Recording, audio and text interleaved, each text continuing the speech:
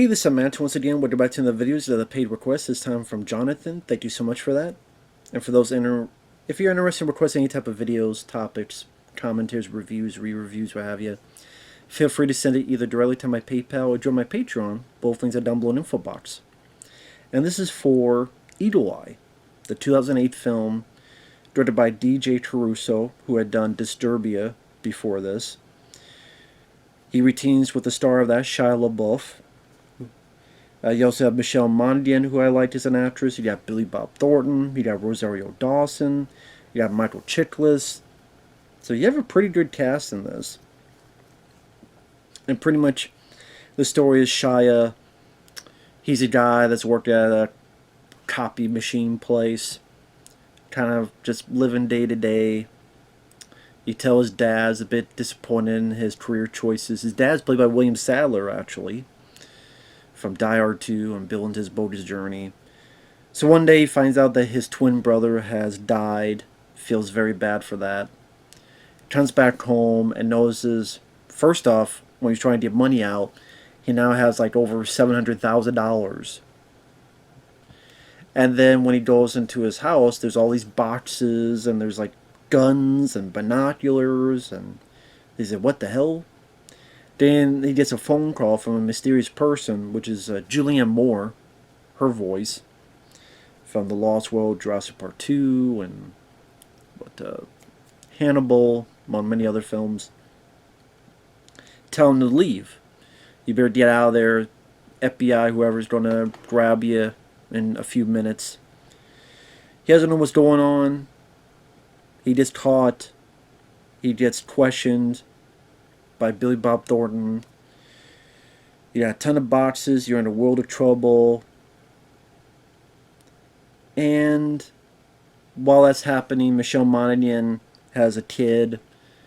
Wishes him well. He's going to go on a trip for band to play.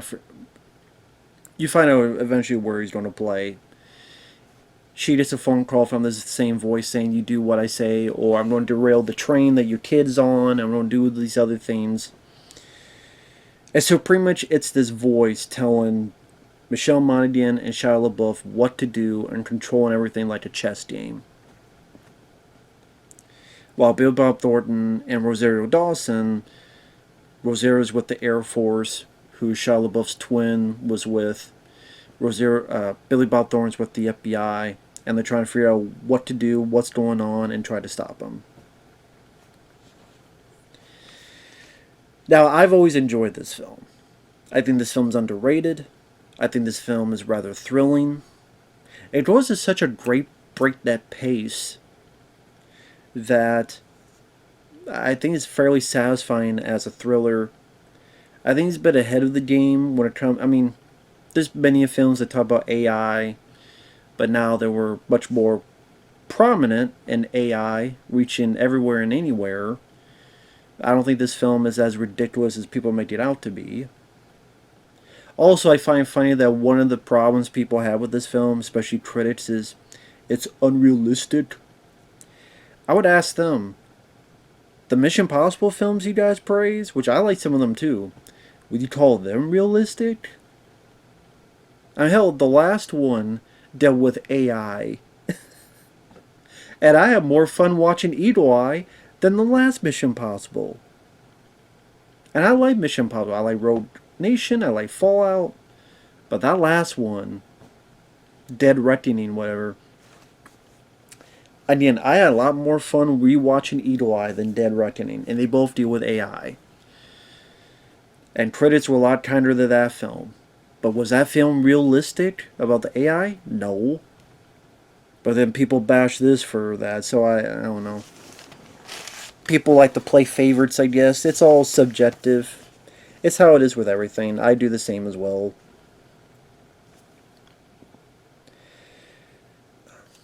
But I just like how, again, the way these two characters are played like chess pieces, and you have this figure that's able to seem like control whatever, whether it be turn all the lights green. He gets a phone call, Shia, duck, there's a crane coming by, and it's a cool set piece where the crane crashes into the building, and he's forced to jump, or he's on the subway, and the voice on the phone tells him, yeah, get off at this point. No, I'm not doing this anymore. So it stops the train and makes it go backwards, and then it calls everybody else's phones and go, that guy's a terrorist.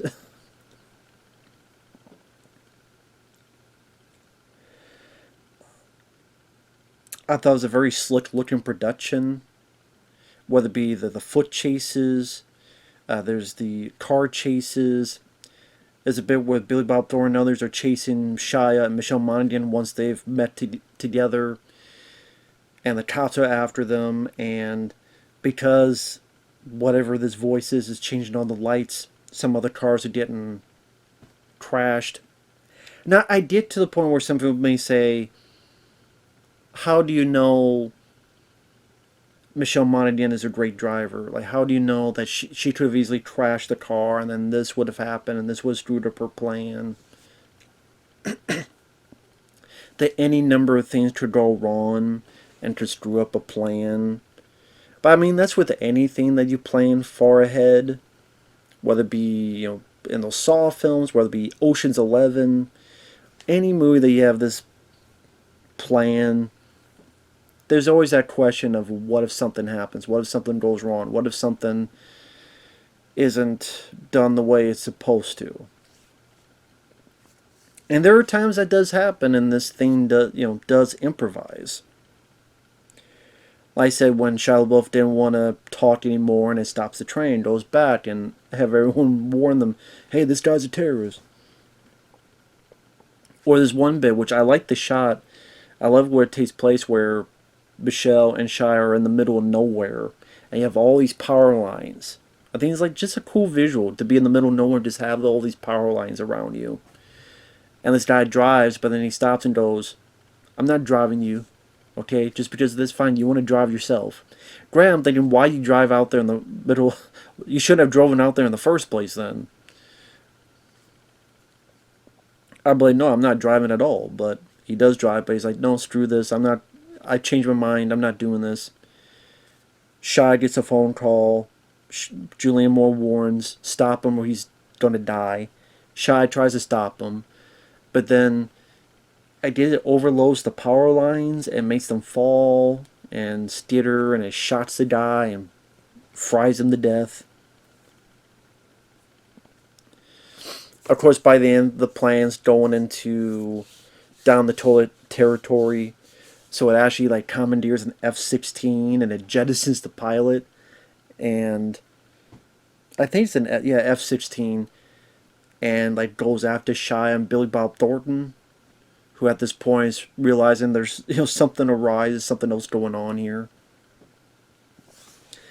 But that's what I mean. It goes at such a good fast pace that it doesn't really stop too long for you to catch your breath. And I like the cast. I never had a problem with Shia LaBeouf. I know people don't like him. I don't really know why. If it's for the Transformer films, I don't blame him for that. I blame the writing. I mean, yelling Optimus 18 times or having your character treat Bumblebee like crap, no actor would have made that work. It's the script.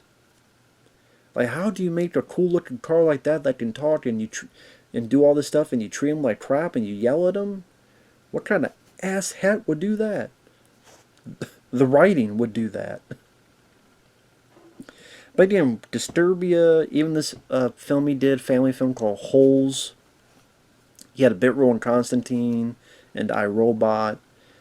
I liked him in Indiana Jones and Kingdom of the Crystal Skull.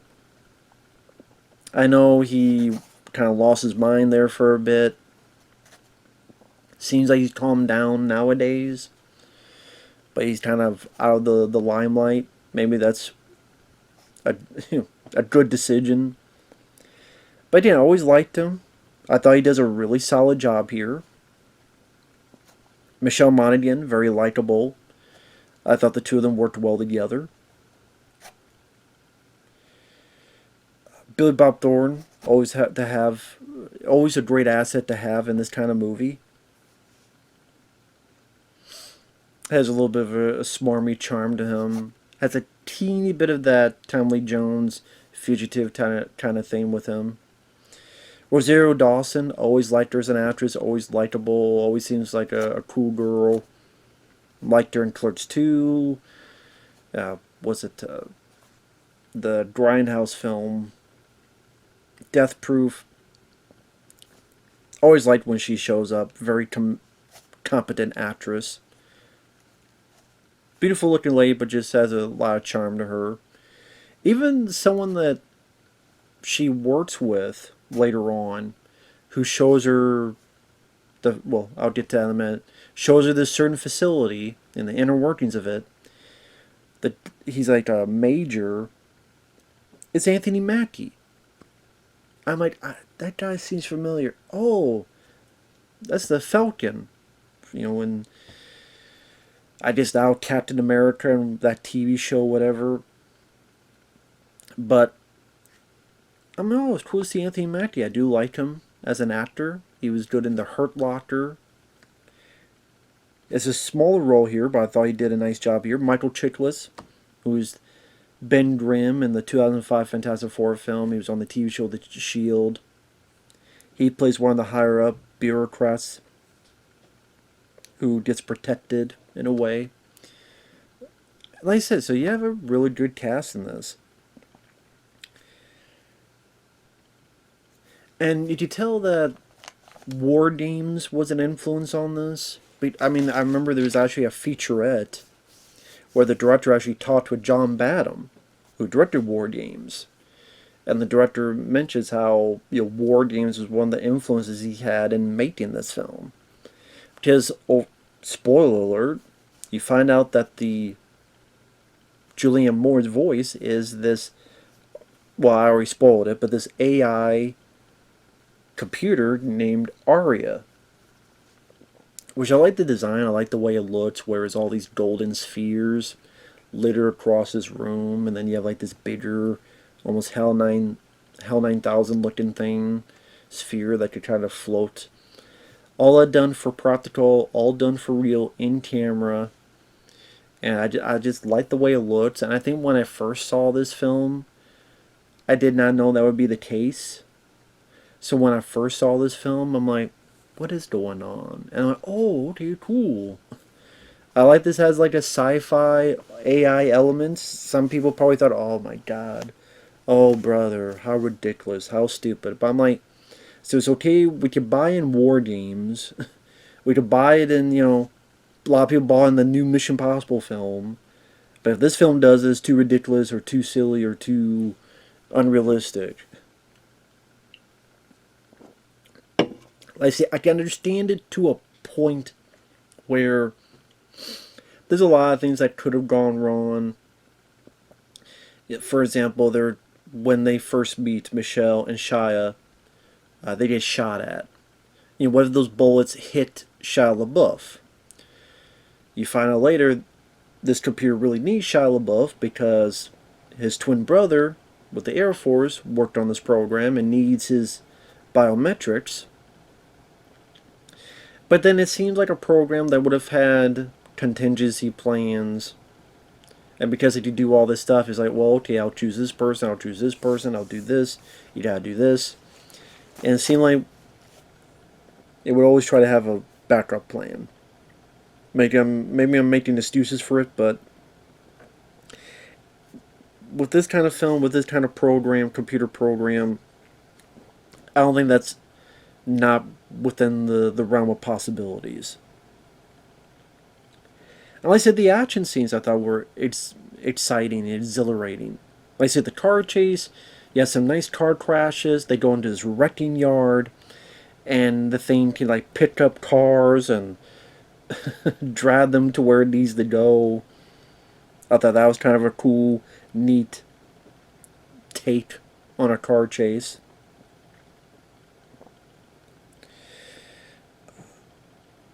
There's this airport foot chase, which is kind of cool because you see a lot of the inner workings of the airport, like where all the luggage goes and all the little slides you go through. All the sort of underground inner workings of an airport as Billy Bob Thornton's chasing our characters. I thought that was a fun sequence. when it takes a damn F-16 and jettisons the pilot and it's like flying through this tunnel and it's like shooting cars and you have semi-trucks flipping and half of it lands on Shia and Billy Bob Thornton's car and crushes the back part of it. It's a pretty decent effects for the time. There's bits of CGI, but a good chunk of it is done practically. Like I said, I think the acting is rather good. For example, the scene where they have to, our two lead characters are questioning who you are. We should meet in person. It invites them to this place where to show what it is. It's a computer, and I know everything about you two. And how Julianne Moore just keeps going on and on about pretty much just how much you suck as a twin brother compared to your other brother who accomplished everything. And you kind of see this crestfallen look on Shia, and then Michelle Monaghan's looking at him. Maybe reminded of her boy, her kid, so maybe her motherly instincts. And she sees just how crestfallen Shia is, and Michelle Monaghan is like, stop it.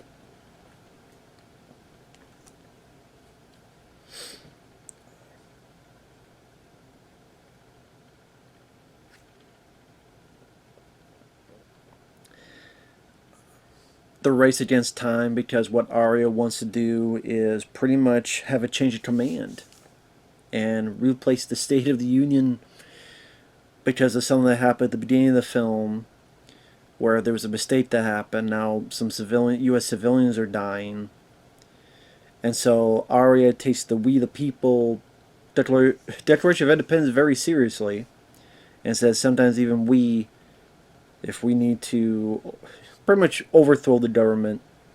So get him in the spot, blow him away, and she protects Michael Chiklis, who doesn't want this, but she protects him because you're the only one that agree with me. You'll be the new president. So Shia LaBeouf's on a race against time to stop this. To save the world, to save the president, to save the day. And you have a little bit of arc where he's all about himself and not wanting to take responsibility, but now he's got a moment where, spoiler, he has a gun. He got shoot in the air. He may get shot, or worse, but he got shoot in the air and think of someone other than himself, and there you go.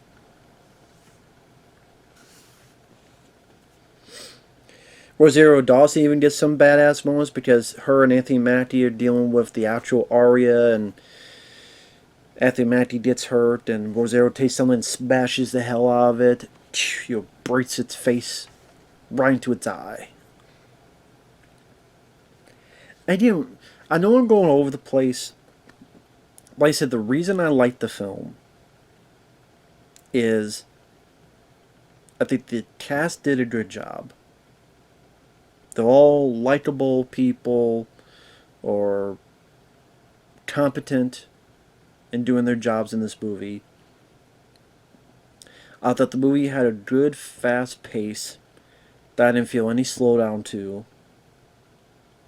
I'm a sucker for this type of plot where it's like a little bit like Enemy of the State and a little bit like War Games and kind of stuff combined together but made for a fun chase movie.